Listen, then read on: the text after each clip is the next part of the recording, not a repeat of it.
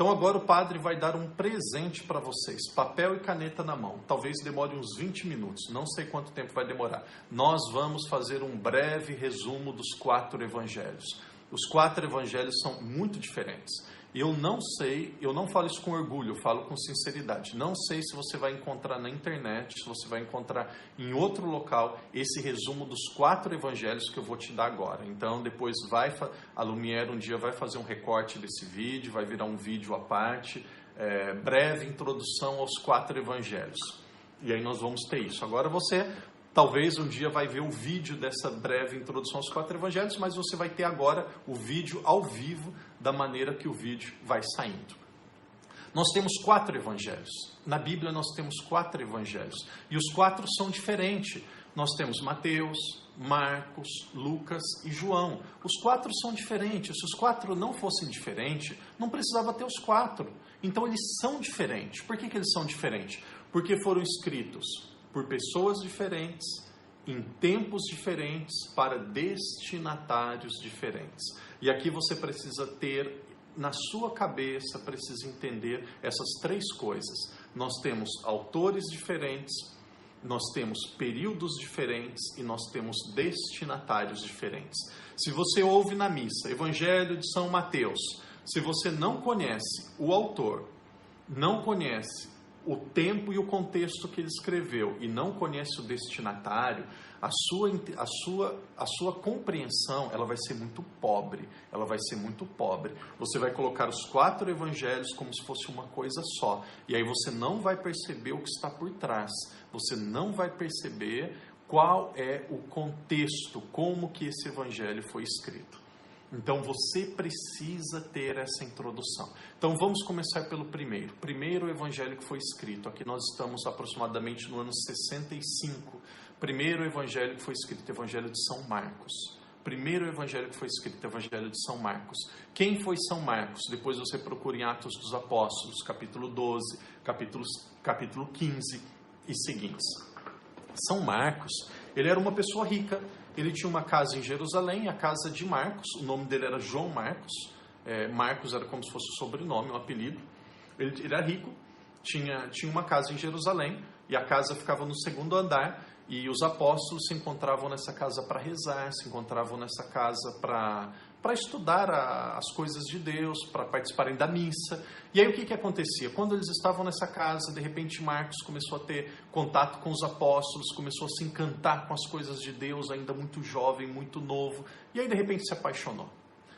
Deus, nós nos apaixonamos por Deus, e aí é vocação, se apaixonou, e aí o mundo dele virou de ponta cabeça, e ele queria só Deus, queria ficar só com Deus. Isso aconteceu um dia comigo, hoje é dia do padre. Mais tarde, aqui na missa das 18, eu falo isso. Quem está no Brasil, na terça-feira, 7 horas da manhã, para vocês, amanhã, 7 horas da manhã, vai ter a missa ao vivo, e aí eu vou falar sobre vocação, vou falar sobre a minha vocação também. Então, Marcos, ele ficou maluco, queria só Deus, e aí Paulo estava saindo de Jerusalém para a missão, e Marcos foi junto com Paulo, os dois pegaram, Marcos, muito novo, foi junto com Paulo.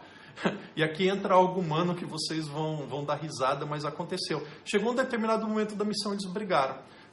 Paulo, ele tinha um companheiro, o companheiro de Paulo era Barnabé. Aqui nós estamos em Atos capítulo 12. Paulo brigou com Barnabé. Deu um problema lá os dois, cada um queria ir para uma cidade diferente, cada um queria começar uma missão diferente. Os 2 amigos companheiros brigaram, cada um foi para um lado diferente. O que Marcos fez? Marcos, ele foi com Barnabé, e aí passou um tempo, ficou com saudade de casa, saudade da mamãe, teve conflito, tinha dúvida se era aquilo, e aí Marcos desistiu. Ele desistiu da missão, e ele voltou para Jerusalém. E aí quando ele voltou para Jerusalém, desistindo da missão, ele se encontrou com Pedro. E aí ele realmente se encontrou como ser humano com Pedro, e ficou muito próximo de Pedro. Ficou muito amigo de São Pedro, ficou discípulo de São Pedro. E aí nesse ano 65, tinha algum evangelho escrito? Não tinha nada. A vida de Jesus não estava escrita. Ali existia apenas algo chamado tradição oral. O que era tradição oral? Vamos colocar que Jesus faleceu no ano 33. Ali nós estamos há 32 anos, há mais ou menos 30 anos depois da morte de Jesus, em uma sociedade onde as pessoas viviam 30 anos de idade, 40 anos de idade. Aqui já estava morrendo, as pessoas iam morrer, muita gente ia morrer. Então o que acontecia? Muita gente começou a falar, essa conversa de Jesus, isso é folclore, essa conversa de Jesus, isso daqui é brincadeira, essa conversa de Jesus é exagero, e não tinha nenhum texto para falar sobre Jesus. Então nós já temos um problema. As pessoas começaram a ficar muito distantes, historicamente, da fonte primeira do evento que foi Jesus. Então, o Jesus histórico, aquele Jesus que viveu, que pisou na terra, ele já começou a ficar muito distante da comunidade. Então, nós estamos no ano 65. Já começou a perder. Muita gente falava que era conversa de vovô, conversa de vovó, que tinha muito exagero. Então, esse era o primeiro ponto. Já começou a surgir um problema. Segundo ponto. Os cristãos diziam, Deus nos ama, Deus é por nós, Jesus ressuscitou, Jesus cuida de cada um de nós. Mas em Jerusalém tinha um problema, os romanos tinham entrado em Jerusalém e queriam destruir Jerusalém. Jerusalém estava praticamente destruída. Então as pessoas perguntavam, e Jerusalém foi destruída pelo ano 70, o templo foi destruído. E aí as pessoas perguntavam, se Jesus é Deus... Se Jesus é Deus, se Jesus é Senhor, se Jesus é todo-poderoso, por que os romanos estão nos invadindo? Por que os romanos vão nos destruir? Por que os romanos estão fazendo tudo isso conosco? Cadê Jesus? Cadê o ressuscitado? Cadê o poderoso? Por que ele não nos defende? Por que ele não faz nada? Então vocês veem, nós encontramos aqui dois problemas muito concretos para Marcos. Marcos foi com Pedro, com Paulo e com Barnabé, brigou com os dois, foi com Barnabé, voltou para casa, voltando para casa se encontra com São Pedro, e aí a comunidade começa a ter um problema. Qual que é o problema? Eles começam a ficar historicamente muito distante do evento Jesus histórico, foi algo que aconteceu e terminou historicamente, porque Jesus morreu e ele ressuscitou, então a história ali acabou. Então eles começam a ficar muito longe da história e começa a surgir um problema muito concreto na comunidade, um problema muito concreto na cidade, no país.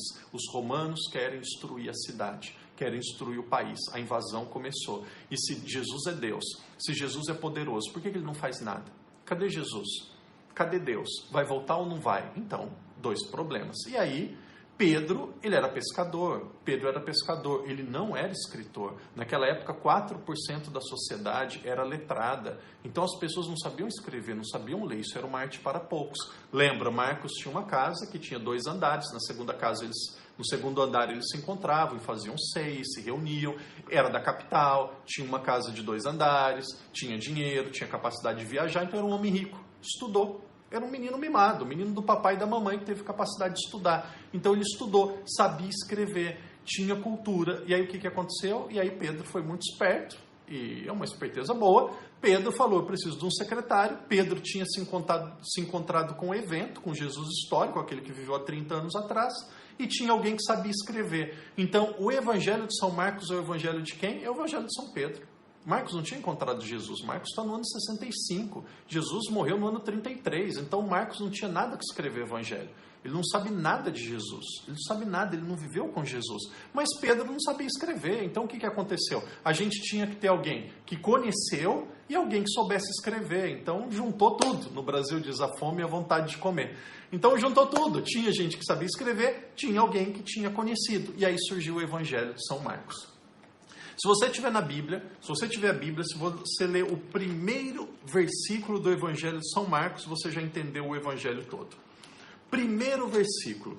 E aqui não entendam no sentido negativo da palavra. Evangelho de São Marcos é como se fosse uma novela. É uma novela.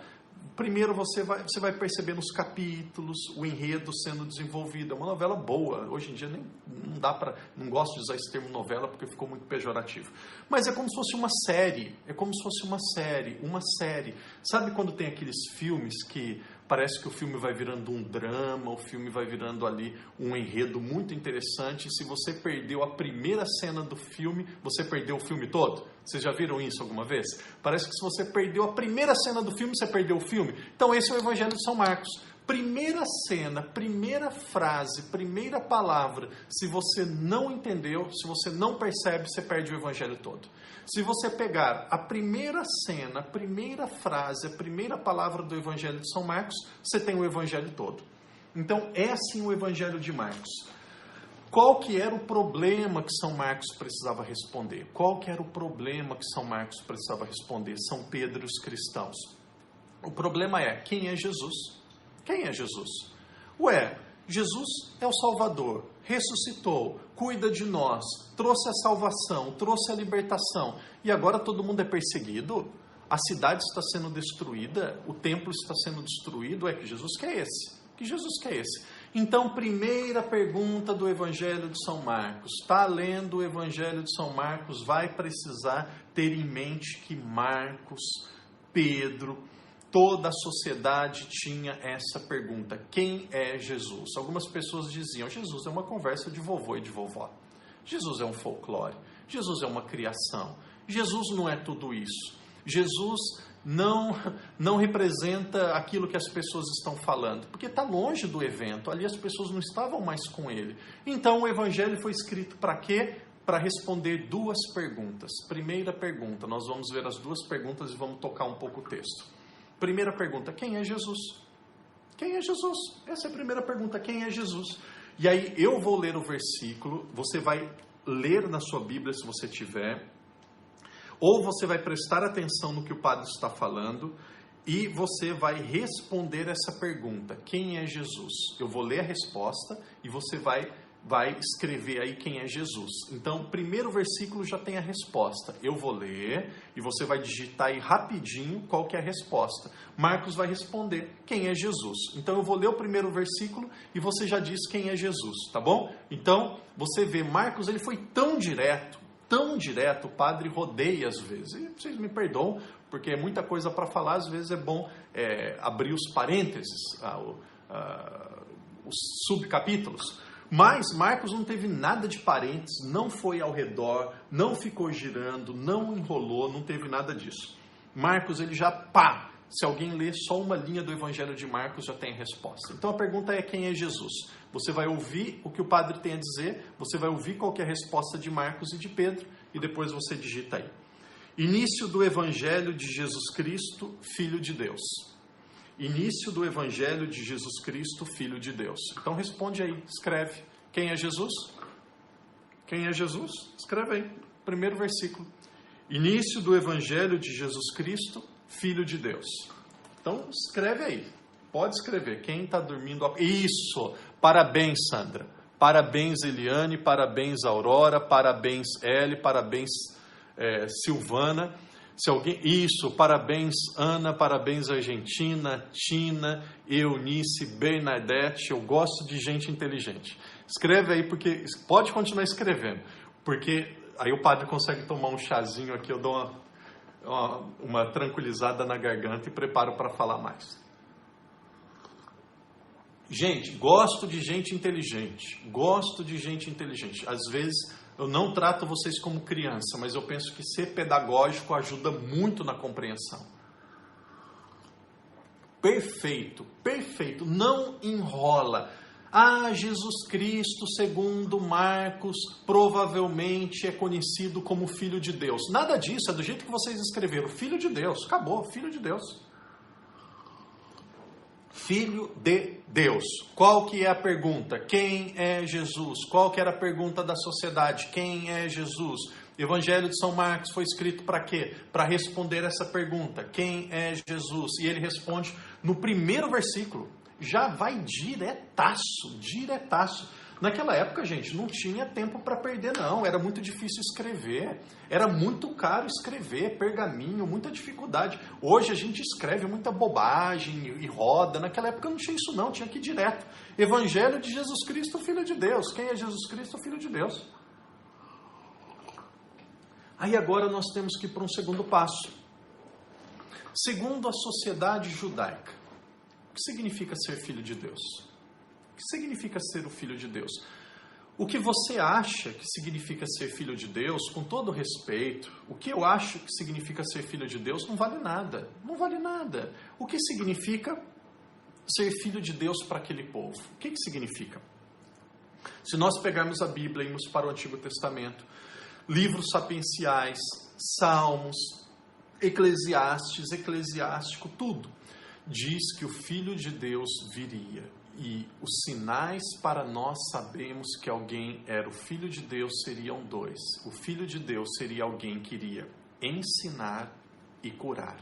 O Filho de Deus seria alguém que iria ensinar e curar. Então, segundo a Bíblia, quem que é o Filho de Deus? Segundo a Bíblia, para alguém ser o Filho de Deus, o que precisa fazer? Ensinar com autoridade, como ninguém ensina, e curar, expulsar demônios, fazer milagres, transformar a vida das pessoas. Então aqui nós já temos o Evangelho, aqui está o desenho do Evangelho. O que o Evangelho diz? Jesus é quem? É o Filho de Deus. Segundo aquela época, o Filho de Deus precisava fazer o quê? Precisava ensinar e curar. Então, o que você vai ver na primeira parte do Evangelho de São Marcos? O Evangelho de São Marcos tem 16 capítulos. Nós vamos até o capítulo 8, 29. Então, do 1 até 8, 29, o que Jesus vai fazer? Ele vai fazer duas coisas. Responde para mim. Até a primeira parte do Evangelho de São Marcos, até o capítulo 8, 29, Jesus vai fazer duas coisas. Rogério, não inventa a terceira, Rogério. Não inventa, não complica, Rogério. Jesus vai fazer duas coisas. O Rogério colocou 3. Jesus até o capítulo 8, versículo 29, ele vai fazer duas coisas. O que Jesus vai fazer? Jesus é o Filho de Deus. O Filho de Deus, segundo aquela sociedade, precisava realizar duas coisas. O que Jesus vai fazer? Isso, Tina, perfeito. Jesus ensina e cura. Jesus ensina e cura. No Evangelho de São Marcos, quando Jesus vai ao templo, para que a pessoa vai no templo? Para ensinar. Mas Jesus no templo, ele faz o que no templo? Ensina e cura. Jesus, ele sai conversando com os apóstolos, ensina e cura, ensina e cura, ensina e cura, cura e ensina, cura e ensina. Parece ali uma overdose. Depois você leia o Evangelho de São Marcos, é uma overdose. E Jesus ensinava e curava, e Jesus curava e ensinava. E aí tem um capítulo onde Jesus só ensina, depois outro capítulo que Jesus só cura, e é curando e ensinando, curando e ensinando, curando e ensinando, ensinando e curando, curando, ensinando, ensinando. Por quê? Porque aquela sociedade tinha uma pergunta: quem é Jesus? Marcos responde: Jesus é o Filho de Deus. Para eles, o Filho de Deus é alguém que cura e ensina. Então, o que Marcos precisava provar? Marcos precisava provar que Jesus tinha curado e ensinado. Marcos precisava provar que Jesus tinha curado e ensinado. Então, aqui é o Evangelho onde tem uma overdose, uma explosão de cura e ensinamento. Cura e ensinamento, ensinamento e cura e ensinamento. Mas tem um dado interessante no Evangelho de São Marcos que nós chamamos segredo messiânico. Segredo messiânico. O que é o segredo messiânico? Jesus não queria que as pessoas conhecessem quem ele era a partir daquilo que os outros diziam. Jesus queria que as pessoas conhecessem quem ele era a partir do encontro pessoal com ele. Então Jesus, ele sempre dizia: não diga nada para ninguém. Não falem nada para ninguém. Não falem nada para ninguém. Por quê? Porque aqui tem um dado teológico, tem uma frase, uma ideia teológica que você precisa entender. O Evangelho de São Marcos tem uma ideia que perpassa todo o Evangelho, que é o segredo messiânico. O que é o segredo messiânico? Jesus queria ser compreendido como Filho de Deus, não por aquilo que as pessoas estavam dizendo dele, mas por aquilo que ele estava fazendo concretamente na vida das pessoas. Então Jesus está sempre dizendo, Jesus está sempre ensinando e curando, e Jesus sempre dizendo: não diga para ninguém, não diga para ninguém. O que significa não dizer para ninguém? Significa segredo messiânico. Ele queria que as pessoas fizessem experiência com ele, não com conversas dos outros. Então Jesus cura e ensina, é muito. Você vai ficar, não é irritado, porque não dá para ficar irritado com a palavra de Deus, não dá para ficar cansado. Mas se você ler o Evangelho de São Marcos, você vai falar: mas para que tudo isso? É muito, mas não para, cura muito, ensina muito, não para. E as pessoas não percebiam. Chegou uma hora, 8:29, aqui está o versículo-chave do Evangelho de São Marcos, 8:29.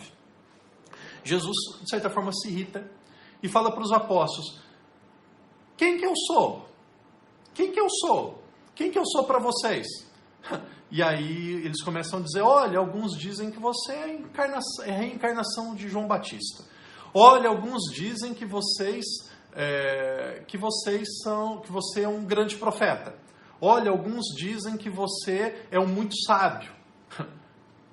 E aí Jesus ouve, falam de tudo. E aí Jesus pergunta: e vocês? Quem vocês dizem que eu sou? Quem vocês dizem que eu sou? E aí vem São Pedro, o autor do Evangelho. E aí vem São Pedro. São Pedro diz: tu és que São Pedro diz? Qual que é? Quem que Jesus é? Quem é Jesus? O que São Pedro diz? Tu és o Filho de Deus. Tu és o Filho de Deus. Pedro mata a charada. Pedro acerta no ponto.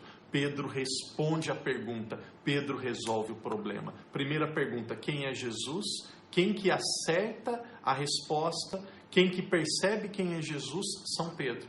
Tu és o Filho de Deus. O que acontece? Nós tínhamos o segredo messiânico, que era algo que Jesus não ia dizer que ele era, as pessoas precisavam perceber, e quem percebe o segredo messiânico, quem que responde a pergunta do Evangelho, São Pedro.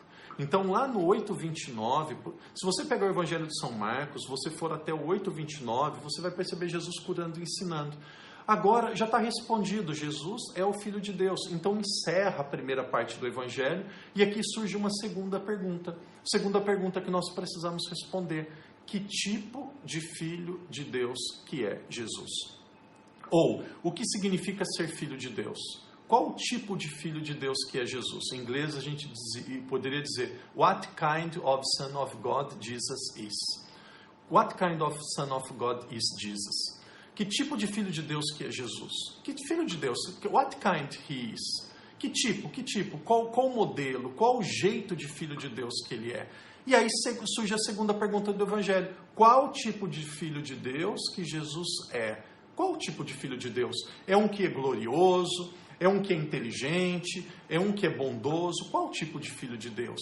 Vamos ser um pouco mais claros. Qual o tipo de Filho de Deus que é Jesus? E aí começa a segunda parte do Evangelho. E no primeiro versículo, 8:30, ele já responde que tipo de Filho de Deus que ele é.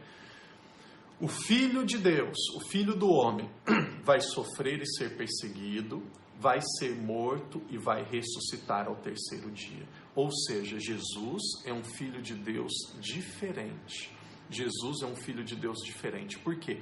A sociedade pensava que o Filho de Deus seria um Filho de Deus glorioso, que viria para resolver tudo. Tem problema, é um mágico, bate a varinha, resolveu. Tem uma dificuldade, encosta a mão e está tudo resolvido. Por isso que tinha dificuldade. O templo está sendo destruído, a cidade está sendo destruída, o país está num colapso. Mas se ele é o Filho de Deus, por que ele não faz nada? Se ele é o Filho de Deus, por que o problema não é resolvido? Porque ele é um Filho de Deus diferente. Qual tipo de Filho de Deus que ele é? Que vai sofrer, que vai morrer e vai ressuscitar depois do terceiro dia. Então, Jesus é um Filho de Deus diferente. Duas perguntas. Quem é Jesus? O Filho de Deus. Que tipo de Filho de Deus que ele é? Um Filho de Deus diferente, que sofre, morre e depois ressuscita ao terceiro dia.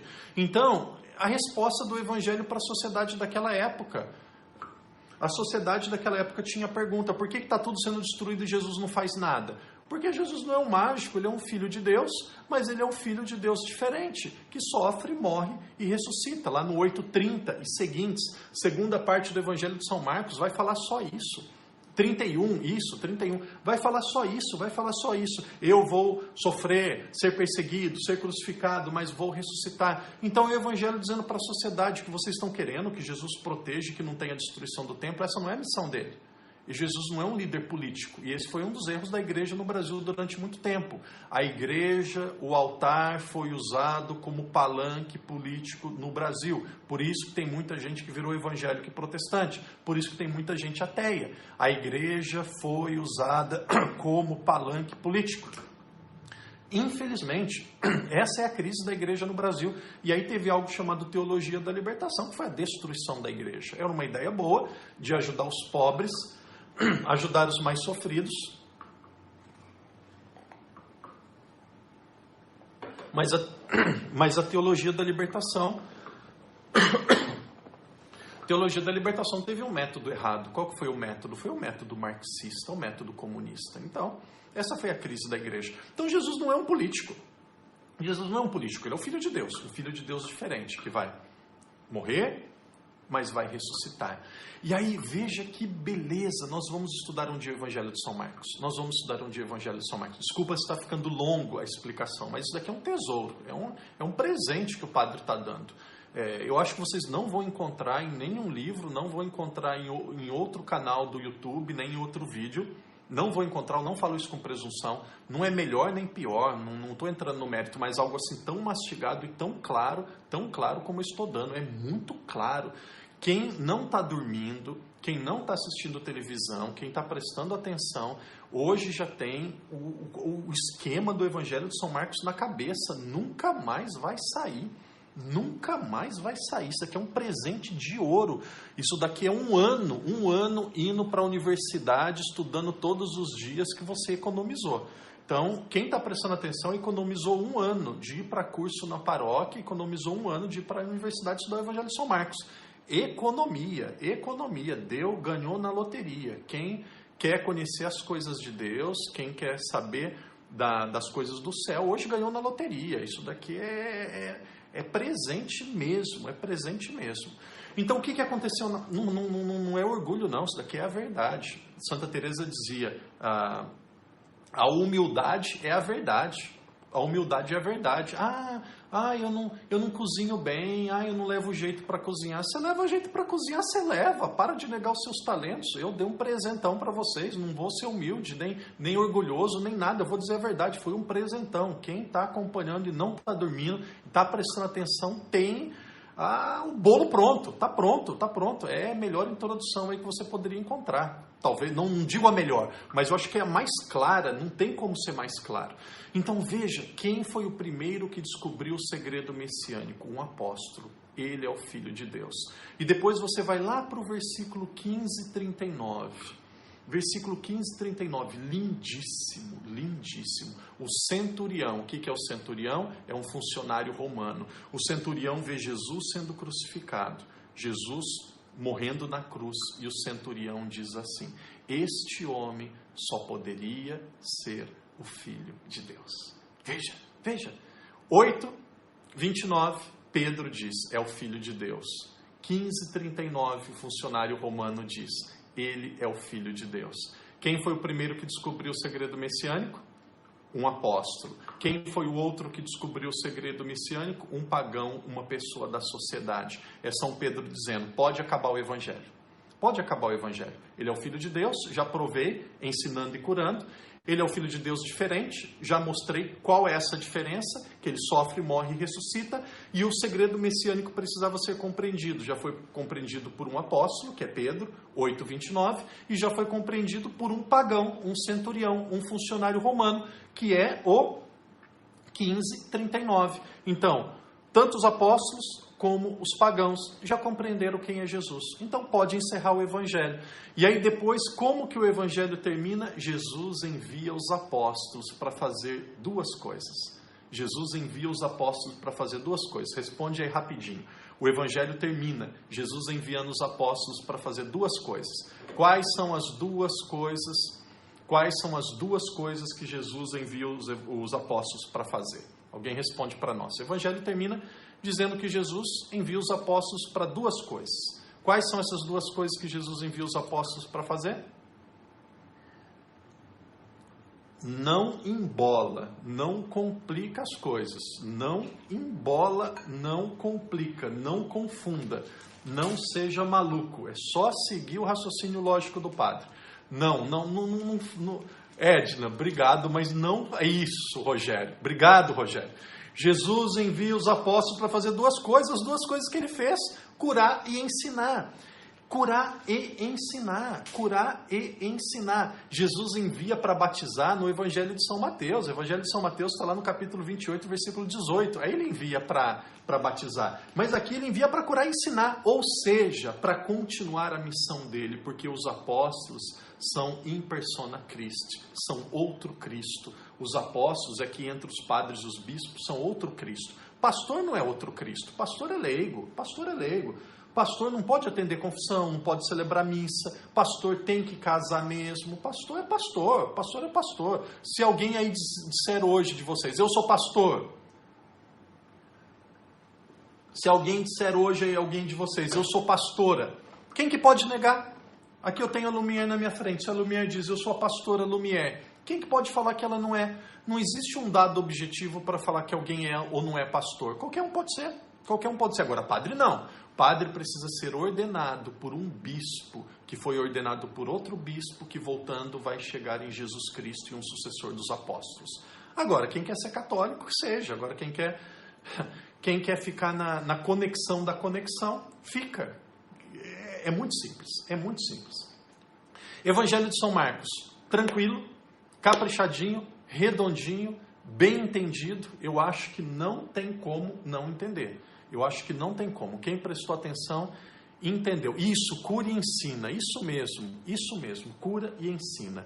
Jesus cura e ensina, ou seja, ele é o Filho de Deus. Que tipo de Filho de Deus que ele é? Filho de Deus diferente. Tem o segredo messiânico, que é resolvido primeiro por um apóstolo, depois por um centurião, um funcionário romano. E aí, quando está tudo resolvidinho, Jesus envia os apóstolos para quê? Para curar e ensinar.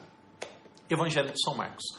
Na paróquia, e você está tendo o resumo do resumo hoje. Então é a ideia geral. Não sei quanto tempo vai levar, aguenta aí, cochila, acorda, coloca um comentário, dá um beliscão, faz o que você quiser. Vai para a cama, anda, mas aguenta aí que hoje a gente vai pôr na cabeça os 4 evangelhos e vocês vão entrar num grupo seleto aí dos 5% dos católicos que leem alguma coisa e sabem o que estão lendo.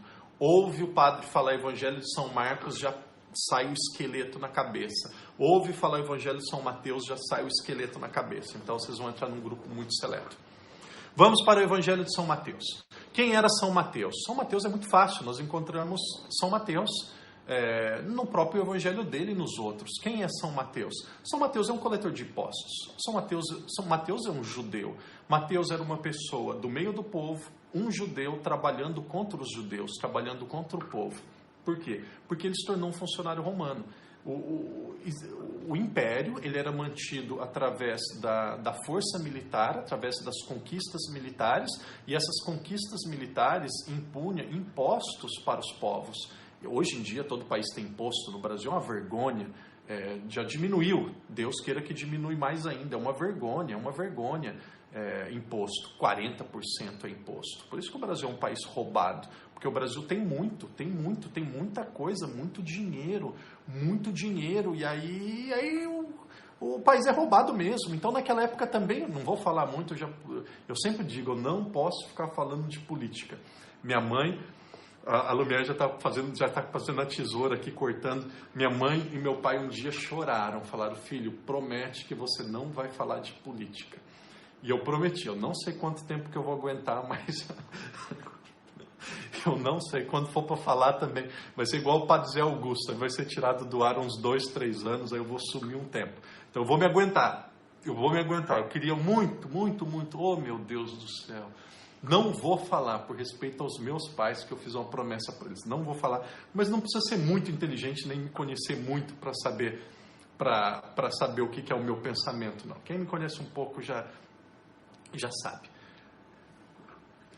A Lumière vai aumentar um pouco o ar-condicionado aqui, porque senão o padre vai começar a transpirar. Isso. Então, nós vamos ao Evangelho de São Mateus. Era um coletor de impostos. O que significa um coletor de impostos? Alguém que estava no meio do povo,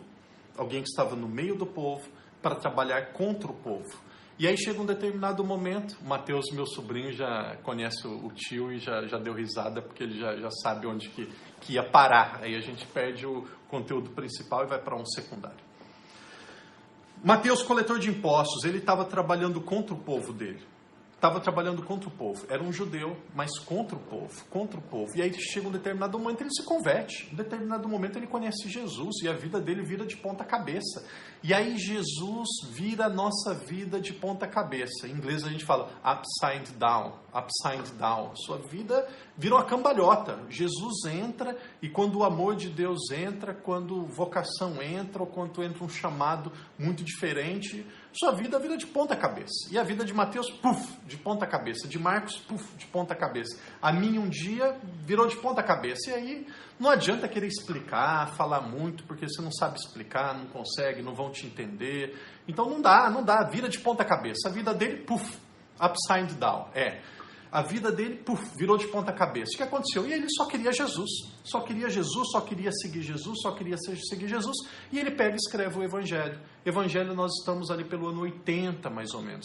80, Templo de Jerusalém destruído, já tinha o Evangelho de São Marcos, já estava escrito. E aí ele chega, o que ele vai fazer? Ele escreve o Evangelho dele. Great, thanks, Katia. You can keep writing English there. E aí, o que aconteceu? Ele virou de ponta cabeça. E aí ele começou a pregar, falar, tudo. Chegou uma hora, ele falou, nós vamos precisar escrever. Marcos, ele escreveu mais para os estrangeiros. Marcos escreveu mais para aqueles que eram estrangeiros, para aqueles que não estavam na sociedade judaica. E aí vem Mateus, e Mateus tem Mateus tem um outro problema que precisava ser resolvido. Mateus tinha outro problema que precisava ser resolvido. A sociedade dizia o seguinte: o grande profeta, o grande homem, a grande personalidade da história é Moisés. Moisés é o grande, Moisés é o maior, Moisés é o todo-poderoso. Jesus é muito bom, Jesus é muito capaz, Jesus fez muita coisa, mas foi morto. O grande é Moisés. Então, qual que é o Evangelho de São Mateus? O que São Mateus está fazendo? Entendeu isso, entendeu o Evangelho. São Mateus vai mostrar que Jesus é maior do que Moisés. Então, aqui é um Evangelho comparativo. O Evangelho de São Mateus é um Evangelho comparativo. O que significa um Evangelho comparativo? Mateus vai colocar Moisés e vai colocar Jesus. Vai mostrar que Moisés foi grande, mas que Jesus foi muito maior. Então, esse é o Evangelho de São Mateus. Qual que é o único Evangelho que Jesus vai para o Egito? Jesus vai para o Egito, qual que é o único Evangelho? O Evangelho de Mateus. Por que Jesus vai para o Egito? Porque Moisés foi para o Egito. Moisés foi para o Egito. E Moisés libertou o povo. E Jesus voltou livre do Egito. Livre da perseguição de Herodes. Então, tudo aquilo que Moisés faz... Olha que interessante, capítulo 5 aqui é belíssimo. O que Moisés fez lá em Êxodo, capítulo 20? Moisés sobe o monte, sozinho, encontra-se com Deus, desce o monte, e depois que ele desceu o monte, ele entrega as tábuas da lei para as pessoas. Então, isso que ele fez. Ouviu a voz de Deus, subiu no monte, lá no alto do monte ele recebeu os ensinamentos de Deus, desceu o monte, e lá embaixo do monte ele entregou as leis e o ensinamento de Deus para as pessoas. Esse é Moisés. O que Jesus faz lá no capítulo 5 de São Mateus? Jesus sobe o monte na Bíblia significa o local do encontro com Deus, o monte é o local de Deus. O que Jesus faz no Evangelho de São Mateus? Moisés subiu o monte, Jesus também subiu, mas Jesus não subiu sozinho, Jesus chamou os apóstolos para subir com ele. Aqui não é transfiguração não, aqui é sermão da montanha, Mateus capítulo 5. Jesus sobe o monte, e quem que sobe com ele? Os apóstolos. E Jesus, o que ele faz? Ele senta no monte e ensina os apóstolos. O que significa sentar? Para a cultura antiga, quem que sentava? Quem que sentava era o mestre. Quem sentava era o professor. Quem sentava era dar aula. Então, Moisés subiu sozinho, recebeu a lei, desceu e ensinou. Jesus subiu, chamou os apóstolos, sentou, ensinou, desceu com os apóstolos e enviou eles para pregarem. Veja, aquilo que Moisés fez, Jesus faz, mas Jesus faz muito maior, muito maior. Ou seja, Moisés formou um povo, as 12 tribos, Jesus formou 12 apóstolos. Então tudo aquilo, tem um termo técnico que chama midrax. Um dia a gente fala midrash ou midrax? Midrash. Um dia a gente fala sobre o que significa o Midrash, mas é isso, tudo aquilo que Moisés fez, Jesus vai e faz, mas faz maior. Por que Moisés era o grande? Por que Moisés era o todo-poderoso? Por que Moisés era o maior? Porque os antigos acreditavam que Moisés precisou de 5 livros para ensinar aquilo que era a vontade de Deus, e nós chamamos do Pentateuco. O que é o Pentateuco? Os 5 livros dos ensinamentos de Deus. E aí entra o Evangelho de São Mateus, aqui está a estrutura do Evangelho de São Mateus. Jesus não precisou de 5 livros para ensinar. O que Jesus precisou? De 5 pregações. Mateus precisa de 5 livros, Jesus precisa de 5 pregações. O que é o Evangelho de São Mateus?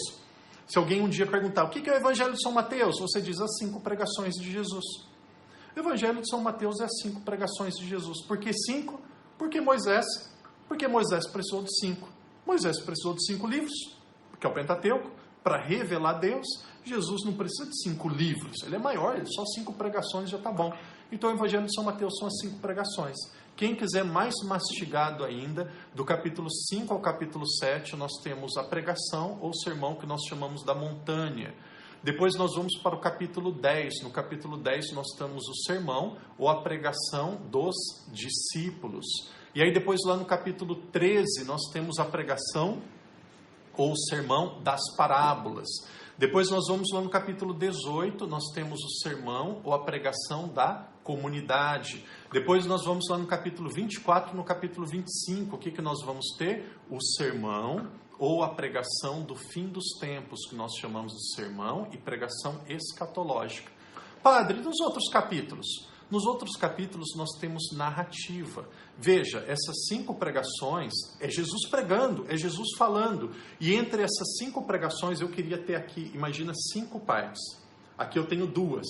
Imagina aqui nós temos a primeira e aqui nós temos a segunda. Imagina antes da primeira. Aqui é Jesus que fala. 2, 4, 5. 1. 2, 3, 4, 5. É Jesus que fala. Aqui é Jesus que fala. Mas o que acontece entre essas falas de Jesus? Acontece narração. O que é narração? É Mateus falando sobre Jesus. Então Mateus conta um pouco de história. Quando acaba a historinha de Mateus, Jesus vai e faz a pregação. Termina a pregação de Jesus, Mateus é muito claro. Então Jesus começou a pregar. Então encerrou a pregação de Jesus. Para não ficar dúvida que ele está pregando. Para não ficar dúvida que é um livro dentro do livro. Então tem a narração, que é Mateus falando sobre Jesus. Depois vem Jesus e faz a pregação. Jesus falando dele mesmo. Jesus ensinando. E aí depois tem a narração, a pregação. A narração, a pregação. A narração, a pregação. A narração, a pregação. A narração encerra o Evangelho. Agora, os antigos, eles tinham um método de entender a Bíblia chamado quiasmo. Quiasmo começa com Q. Q-U-I-A-S-M-O. Quiasmo. O que significa o quiasmo? O quiasmo era um método antigo de interpretação. Já disse em outras missas, em outras pregações. É como se fosse o método do hambúrguer. Como que é um hambúrguer? Se você pegar um hambúrguer, você vai ver que tem pão com pão, salada e salada, e lá no meio você tem a carne. Isso é um hambúrguer. Tem gente que já está com fome aí. Pode comer, fica à vontade. A diferença é essa. Se fosse um curso na igreja, você não poderia comer. Aqui você pode comer, beber, deita no chão, senta no chão, brinca com o gato, faz o que você quiser aí. O importante é você prestar atenção. Então é assim que é normalmente um hambúrguer. É assim que é normalmente um hambúrguer. Você tem pão, salada e depois tem o bife. Então você tem A com A, B com B e C lá no meio. O que é o Evangelho de São Mateus? Qual que é a primeira pregação? A primeira pregação é o Sermão da Montanha. É os ensinamentos básicos para quem quer seguir Jesus. Os ensinamentos básicos para quem quer seguir Jesus. Então esses ensinamentos básicos para quem quer seguir Jesus está nessa primeira parte. Qual que é essa primeira parte? É A. Qual que é a quinta parte? A quinta parte vai nos dizer que nós vamos um dia chegar no fim dos tempos, que nós vamos nos encontrar com Deus, que nós vamos ser julgados por Deus. Então você tem A com A, você tem a primeira com a quinta. A primeira ensina qual é o ensinamento principal de Deus. O que a quinta ensina? O que você precisa fazer a quinta ensina que nós vamos um dia ser julgados por Deus, que nós vamos morrer um dia. A quinta ensina sobre o fim dos tempos. Para o fim dos tempos, o que nós precisamos? Viver os ensinamentos de Deus. Então, para o fim dos tempos, para você morrer bem, o que você precisa? Viver os ensinamentos de Deus. Então, nós temos os ensinamentos de Deus e o fim dos tempos. A com A, primeiro e quinto. Qual que é o segundo e o quarto? Qual que é o B e o B? Qual que é o B e o D?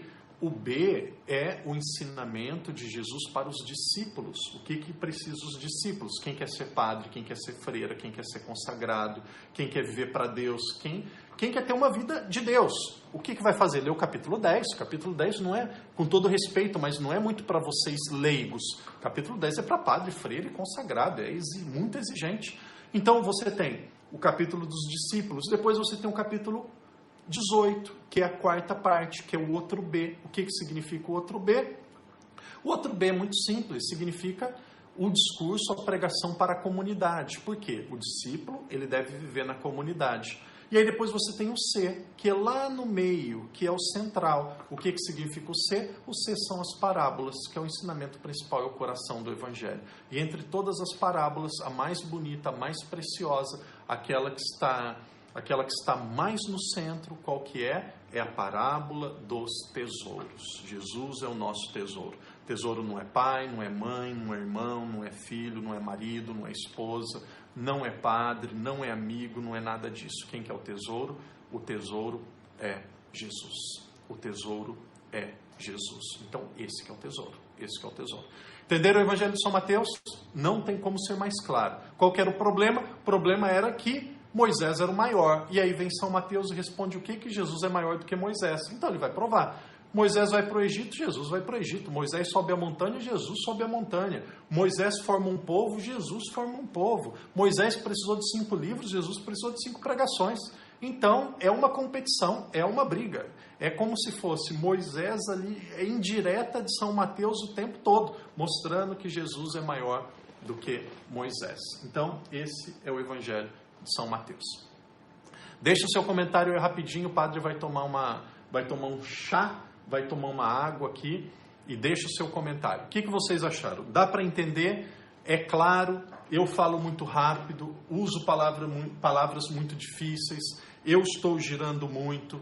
Como que você percebe tudo isso? Qual que é a sua percepção? Deixa aí o seu comentário rapidinho, nós já vamos para o Evangelho de São Lucas.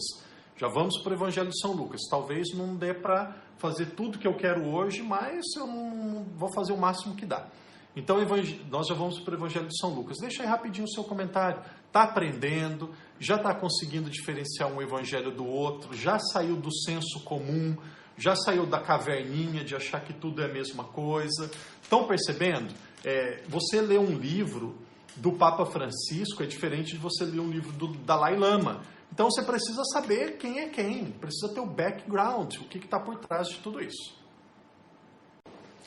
Vamos adiante? Evangelho de São Lucas. Evangelho de São Lucas. São Lucas não conheceu Jesus. Lucas não conheceu... Aí, vamos sair da caverna. Kelly, cai fora da caverna. Sai da caverninha aí dos católicos que fica só... quando eu era católico. Será que era católico mesmo? Agora que eu sou protestante, conheci Jesus. Eu sou protestante, eu não bato na mulher, não roubo, não estupro, não falo mal de ninguém, agora eu estou bem. Mas eu era católico. Será que era católico mesmo? Era um católico medíocre. Um católico que não sabia nada, um católico do nada. Se for para ser medíocre, nem precisa voltar. Se for para ser medíocre, não precisa nem voltar para a igreja católica. Não. É muita... E é interessante que tem gente aí que é protestante, ou é ateu, ou é nada, e fica só para dar dislike nos vídeos. Mas seja muito bem-vindo, cansa o seu dedo. Eu gosto dessas pessoas que entram para dar dislike, que entram para criticar. Por quê? Porque está aprendendo por tabela, então fica, meu amigo. Quem não está gostando, quem está se sentindo provocado e quiser ficar, fica. A palavra de Deus está entrando no seu coração. Se tem alguém que não é católico, seja muito bem-vindo. Todos nós somos filhos de Deus, mas se você quiser conhecer a verdade, meu amigo, seja muito bem-vindo para a sua casa. Igreja Católica Apostólica Romana, não tem outro jeito. Se alguém quiser conversa pela metade, está no canal errado. Aqui a coisa vai ser disso para pior, ou para melhor. Evangelho de São Lucas. Vamos no Evangelho de São Lucas.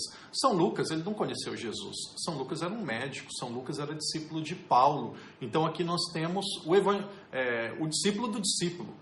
Paulo não conheceu Jesus, mas Paulo teve um contato muito forte com a comunidade daqueles que viveram com Jesus. Ele conviveu com os apóstolos, Paulo, e aí Lucas ele conviveu com São Paulo. E aí Lucas, esse Evangelho de São Lucas, ele é muito interessante. É um evangelho para os estrangeiros. O Evangelho de São Lucas é um evangelho para os estrangeiros. Aqui nós estamos em algo chamado diáspora. Aqui nós estamos na cultura romana, na cultura grega. Aqui nós já estamos no ano 90. Comunidade já estava estabelecida. Aqui nós já estamos lá na frente. Aqui a comunidade já estava estabelecida. Então nós estamos no ano 90. Não foi escrito para judeus. Não foi escrito para judeus. Foi escrito para estrangeiros. Então, o que o Evangelho de São Lucas vai nos mostrar? O Evangelho de São Lucas vai nos mostrar que Jesus é uma pessoa que veio para salvar a todos. O que o Evangelho de São Lucas nos mostra? Nos mostra que a salvação realizada por Jesus é uma salvação gratuita e universal. Gratuita por quê? Porque não depende dos meus méritos. Para eu salvar, eu preciso ter coisas, eu preciso viver bem. Mas a salvação realizada por Jesus, ela é gratuita, porque não precisou dos meus méritos, e ela é universal. Ela não é só para os judeus. Não é só para a comunidade que Mateus estava falando, para a comunidade que tinha Moisés como o grande. Aqui é para a comunidade que tem os filósofos como o grande. Os filósofos sempre gostaram de estudar a história, de ver como que os sábios agem na história. Então vocês vão ver agora que o Evangelho de São Lucas é um livro de história. O Evangelho de São Lucas é um livro de história. E aqui, ano 90, eu gosto de localizar esse Evangelho de São Lucas lá pelo ano 90. Alguém escreveu 80, já está mais pelo ano 90, 85, 90. Claro, aqui ninguém tem precisão, mas pode ser que seja mais pelo ano 90. O que esse Evangelho vai dizer? Que a salvação realizada por Jesus, ela é gratuita e ela é universal. Gratuita e ela é universal. Vamos ver o Evangelho de São Lucas, primeiro versículo. No comecinho ali, nós vamos... O Evangelho de São Lucas e Atos dos Apóstolos era um texto só. Evangelho de São Lucas e Atos dos Apóstolos, o padre vai ser mais rápido aqui. Outro dia nós vamos estudar todos os evangelhos. Já estão chegando funcionário aqui, daqui a pouco eles vão ligar a máquina. Infelizmente a gente vai perder um pouco. E aí depois, semana que vem, a gente volta. Aí já começou.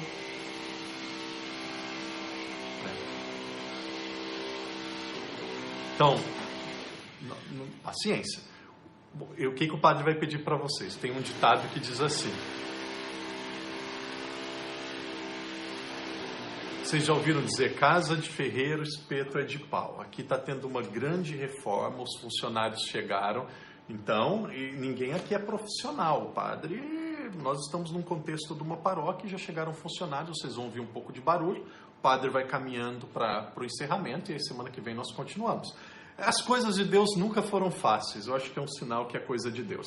Mas nós vamos terminar o Evangelho de São Lucas mesmo no barulho. E aí o sorteio vai ficar para a semana que vem. Quem já deixou o nome já está participando do sorteio. E tem um fundo musical, isso mesmo, Bernadette, tem um fundo musical aí. É bom pensar assim, eu gosto de pessoas que sabem se alegrar até nos momentos difíceis, até com as dificuldades. Vamos pegar, você vai fazer esse exercício, faz ali uma linha, não sei como que chama isso, dá uma dobra no Evangelho de São Lucas, primeiro capítulo, dá uma dobra no Evangelho de São Lucas, assim, no primeiro capítulo, e depois você vai mais um pouco para frente da Bíblia, e você vai dar uma dobra lá no primeiro capítulo de Atos dos Apóstolos. Agora é contigo. Dá uma dobra lá no Evangelho de São Lucas, e depois você vai lá na frente, dá uma dobra no primeiro capítulo do Evangelho nos Atos dos Apóstolos. Dobra em Lucas, no primeiro capítulo. E depois dobra lá em Atos dos Apóstolos também, no primeiro capítulo. Isso, temos que ser otimistas. Isso mesmo, Zinha. Deus abençoe. Obrigado. Então, marca ali, você tem a Bíblia, dobra em Lucas e depois dobra lá em Atos dos Apóstolos. O Evangelho de Lucas e Atos dos Apóstolos era um texto só. Então, São Lucas, ele escreveu um texto só. E depois a igreja, depois de um tempo, dividiu e fez 2 livros. Vamos ver como que eram. Vou provar e nós vamos ver na Bíblia como que era apenas um livro. Então, Atos dos Apóstolos e Lucas era um livro só. Vamos ver isso? Então, lá Atos dos Apóstolos, Lucas, capítulo 1. Versículo 1 e 2. O padre vai lendo. Lá em Lucas capítulo 1. Muitos tentaram escrever a história dos fatos ocorridos entre nós, Mateus e Marcos, assim como nos transmitiram aqueles que, assim assim como nos transmitiram aqueles que, desde o início, foram testemunhas oculares e depois se tornaram ministros da palavra. Ótimo. Agora chega. Diante disso, decidi também eu, caríssimo Teófilo, redigir para ti um relato ordenado, depois de ter investigado tudo cuidadosamente desde a origem, para que conheçais a solidez dos ensinamentos que recebeste. Versículo 3. Diante disso, decidi também eu, caríssimo Teófilo. O que é Teófilo? É filho de Deus. Não filho de Deus no sentido de ser Jesus. É uma pessoa... Teófilo é como se você chamasse uma pessoa, meu amado, minha amada, meu querido, minha querida. Então é isso. Ele diz, decidi também eu, caríssimo Teófilo, redigir para ti um relato ordenado. Então vocês veem, aqui nós temos o comecinho do Evangelho de São Lucas. Eu também decidi, caríssimo Teófilo, redigir para ti um relato ordenado. Atos dos Apóstolos, capítulo 1. Guarda na memória o que você acabou de ouvir. Guarda na memória o que você acabou de ouvir. E agora vamos para Atos dos Apóstolos, capítulo 1. Olha, primeiro versículo. E aí está um pouquinho para frente. Quem não acompanha agora, depois vai acompanhar depois vai ouvir o reprise, e aí depois vê como que vai fazer. No meu primeiro livro, ó Teófilo, tratei de tudo que Jesus fez e ensinou, desde o começo, até o dia em que foi elevado ao céu, depois de ter dado instruções pelo Espírito Santo aos apóstolos que havia escolhido. Veja, no meu primeiro livro, ó Teófilo, tratei de tudo que Jesus fez e ensinou. Teófilo de novo, usando Teófilo, falando do primeiro livro. Então, qual que é o primeiro livro? Na verdade, podia ser que era um só, é o Evangelho de São Lucas. Então, aqui nós já temos um autor para os dois textos. Qual que é esse autor para os dois textos? Evangelho de Lucas. E qual que é o autor para o Atos dos Apóstolos? O discípulo de São Paulo, que é São Lucas. Então, aqui nós temos um livro só, que ele foi dividido. A história para os judeus e a história na compreensão de Lucas, e aqui nós vamos estender aqui. Lucas, ele era um médico, mas ele era um historiador. Então ele divide o evangelho como se fosse uma história. E na história, veja que bonito, veja que interessante. Na história nós temos 3 momentos. Nós temos o momento da promessa, nós temos o momento do cumprimento e nós temos o momento do anúncio. Promessa, cumprimento e anúncio. A história é feita em 3 momentos: promessa, cumprimento e anúncio. O que é a promessa? Todo o Antigo Testamento. Então, se você colocar junto Lucas e Atos dos Apóstolos, você perceberá que em Lucas, capítulo 1, 2 e 3, vai falar do Antigo Testamento. Vai falar de João, vai falar daquilo que aconteceu antes de Jesus. Por quê? Porque a primeira parte do Evangelho de Lucas vai mostrar o quê? Vai mostrar a promessa. Depois do capítulo 4, até o final do Evangelho de São Lucas, que vai no capítulo 24, nesses 20 capítulos vai mostrar o quê? Vai mostrar o cumprimento.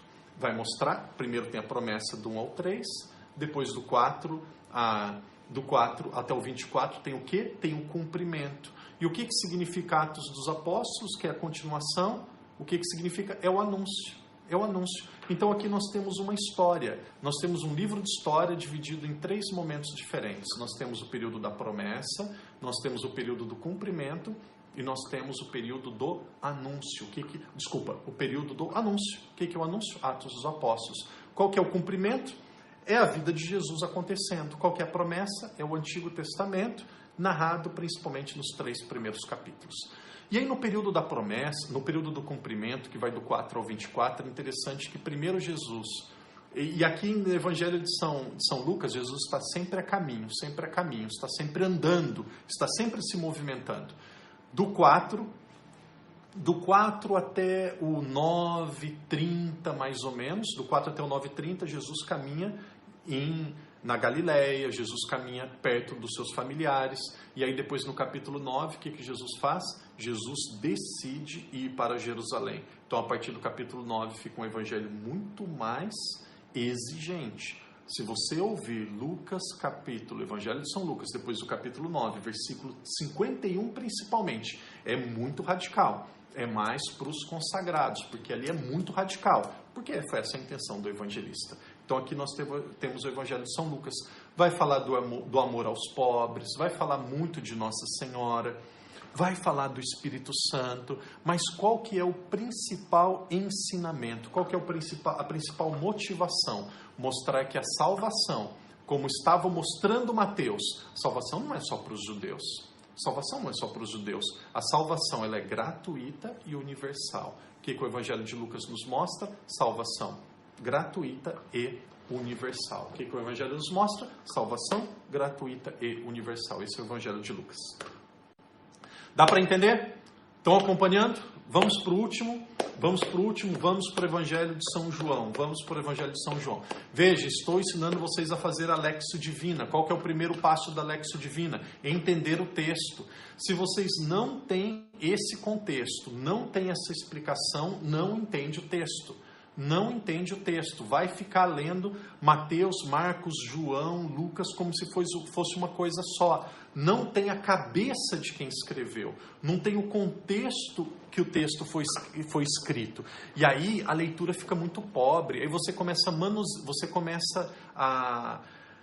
Não acho uma palavra, é como se você começa a manipular, é isso mesmo. Você começa a manipular o texto e a interpretação segundo a sua cabeça, e aí não funciona. E aí você começa a virar protestante, você começa a querer interpretar a Bíblia do jeito que você quer, e você não é protestante, você é católico. Você é católico, a Bíblia vem da Igreja Católica. Se não fosse a Igreja Católica, não tinha Bíblia. Tinha 15 evangelhos, muita coisa foi escrita sobre Jesus. Quem definiu que eram 4 evangelhos? A Igreja Católica, Thomas Damazi, 381. Então essa definição ela vem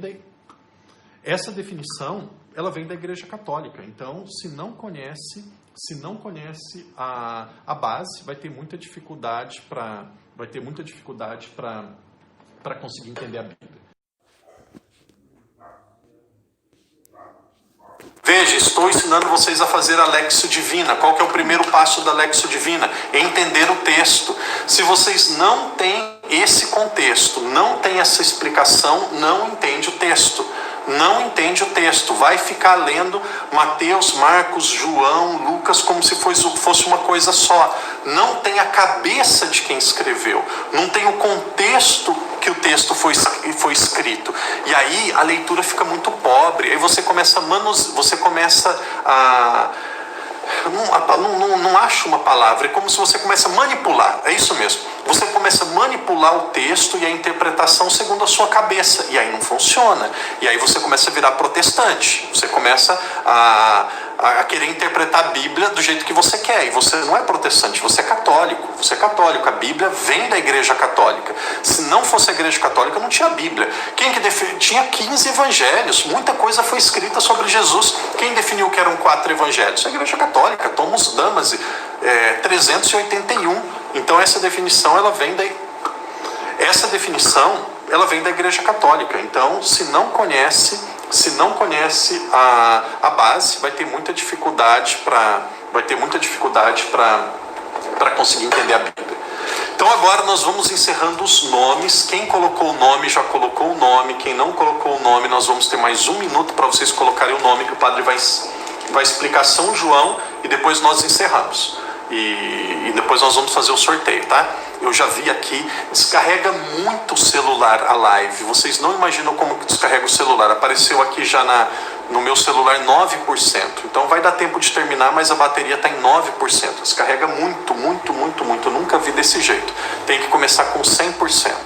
Então é isso. Então vamos lá no Evangelho de São João. A Aurora já vai trazer para nós os nomes. Quem já escreveu o nome já escreveu. E eu já vou pedindo ali para...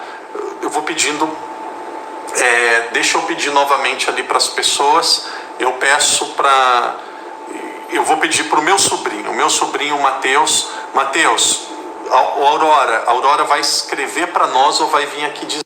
Vão ver como enviar o presente para vocês. Um dia recebe, ou quando eu for no Brasil, ou agora. Rapidinho, para nós encerrarmos o Evangelho de São João. O Evangelho de São João ele é totalmente diferente dos outros. Por quê? O Evangelho de São João, o Evangelho está escrito lá no ano 100. Tenta se esforçar para continuar concentrado. Quem já pôs o nome, pôs o nome. Quem não pôs o nome, não vai colocar mais. Então, quem tem que trabalhar agora é quem? É o Mateus, que é o meu sobrinho, de escrever número de 1 a 60, de escrever 20 números de 1 a 60. É ele que trabalha. Os outros, vocês continuam prestando atenção no padre. Continuam prestando atenção no padre para a gente encerrar. Então, o que é o Evangelho de São João? Tudo aquilo que não foi escrito nos outros evangelhos, vem João e escreve. O Evangelho de São João é dividido em duas partes. Primeiro, ele apresenta os 7 sinais de Jesus, que é como se fossem 7 milagres de Jesus. Depois ele apresenta a hora de Jesus, que é da última ceia até a ressurreição de Jesus. Então, tudo aquilo que não foi tratado nos outros evangelhos, vem Jesus, vem João e apresenta no evangelho dele. Não é uma história, é uma teologia, são dados que vão muito além do fato que é narrado, tem um sentido místico e espiritual que vai muito além disso. Então esse é o Evangelho de São João. Na próxima semana, depois de nós termos dado esse primeiro passo, nada de mimimi, isso, quem gosta de mimimi, compra um gato gago, vai ficar miando o dia todo. Mateus, o Mateus está ali. Se o Mateus não tiver, mais 1 minuto. Se o Mateus não tiver, eu vou pedir para outra pessoa. Então, o Mateus, o meu sobrinho, se ele está, ele dá um joia e ele já vai falar os números. Se ele não tiver, eu vou passar para outra pessoa. E aí o que vai dar 1 minuto. Se o Mateus não falar, todos que ele falar vão ser cancelados e vai entrar outra pessoa. Vamos ver se ele está aqui ainda. Se ele já dormiu e não tiver, eu vou escolher outra pessoa, tá? Então, eu estou vendo que ele não está ali. É isso. Então, 132. 132. Ricardo Campos. Isso. Ganhou uma medalha. 90. Missa, se Deus quiser, missa ao vivo, missa de São João Maria Vianney. Para quem está em Macau, pode vir à igreja. Hoje, terça-feira, 6 horas da tarde, nós teremos a missa de São João Maria Vianney, a festa de São João Maria Vianney. Eu, Padre Daniel, eu, Padre Daniel, se Deus quiser, eu vou presidir a missa, tem homilia, e depois, acabando a missa, a Lumière já prepara a homilia e já coloca na nossa página lá na internet. Quem está nos grupos de WhatsApp recebe a homilia. E aí, a partir de quarta noite, para quem está no Brasil, ou para quinta de manhã, para quem está em Macau, nós começamos uma nova novena. Qual que é essa nova novena? Novena pelos falecidos, novena de Nossa Senhora da Assunção. Então, prepara para rezar a novena de Nossa Senhora da Assunção e depois, se Deus quiser, teremos outras novidades. Quando nós chegarmos a 25 mil inscritos no canal, se Deus quiser, um dia vamos chegar. Quando chegarmos a 20 mil inscritos, e aí nós vamos ter outro vídeo dos erros, das surpresas, e nós também vamos ter um sorteio aí bem grande. Então pega o celular do vizinho, pega o celular do filho, da filha, faça a inscrição, ajude outra pessoa a fazer a inscrição também. Graças a Deus, hoje nós estamos mais ou menos com 12.300 inscritos, é um número muito alto. Estamos chegando a 400 mil visualizações dos vídeos. Então, não trabalhamos com número, mas com pessoas. Mas eu penso que tudo isso é um sinal de Deus mostrando que a evangelização está acontecendo, que o trabalho está sendo feito de uma maneira positiva, que vocês estão gostando, aprendendo, que estão incentivando. Cada dia novas pessoas estão chegando e vamos adiante. Vamos adiante, que Deus dê saúde, sabedoria, santidade para o Padre, que Deus dê para vocês bastante paciência, coragem para aprender e esse amor, essa dedicação que vocês estão tendo. Reze por mim, reze por cada um de vocês e Deus é o nosso.